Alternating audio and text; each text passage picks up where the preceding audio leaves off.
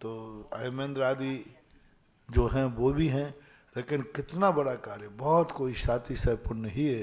एक भवतारी है, नियम से वो पूर्व भाव में मुनि रहता है, मुनि पूर्व भाव में कहीं ना कहीं वो मुनि अवस्था को प्राप्त होता है, ऐसा।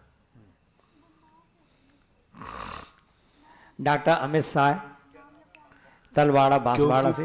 पूज्यवर कुंदकुंद स्वामी ने एक गाथा कही है, अज्जवि त्रिण शुद्धा लहरी देवतम इंदत्तम चरा। तो इंद्र शब्द का प्रयोग भी वहाँ आया है। इस प्रकार और भी त्रिलोय परिणति के अंदर सौधर्मेंद्र आदि की पद को प्राप्त करने के लिए जो विशेषताएं दी हैं, वो विशेषताओं से लगता है कि वह महान पूर्व का त्यागी व्यक्ति, सम्यक दृष्टि जीव है और वैरागी भी है। तो इस प्रकार का स्पष्ट उल्लेख तो नहीं है, लेकिन पारिशेष न्याय से वहाँ का जो सिंकन है, संकेत हैं, उससे ऐसा लगता है। तलवाड़ा से डॉक्टर अमित, नमस्ते गुरुदेव। गौमर शाह जीव कांड में मनुष्य गति के स्वरूप में बताए हैं कि मनु के वंशज हैं, इसलिए वे जीव सही मनुष्य हैं। तो जो वैष्णव धर्म में जो मनु की बात बताई है, वह कुछ और अर्थ में है या इस अर्थ में?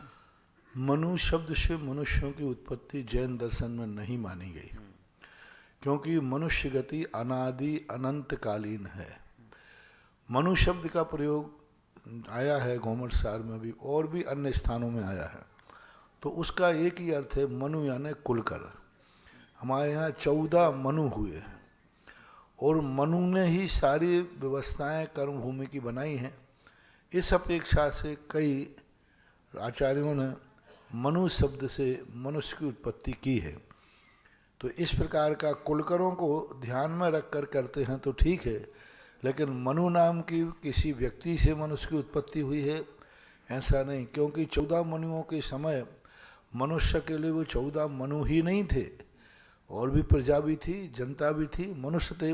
मनुष्य तो अनादि अनंत कालीन परंपरा का है, इसलिए वो शब्द मनु से बना करके मनुष्य बनाया है।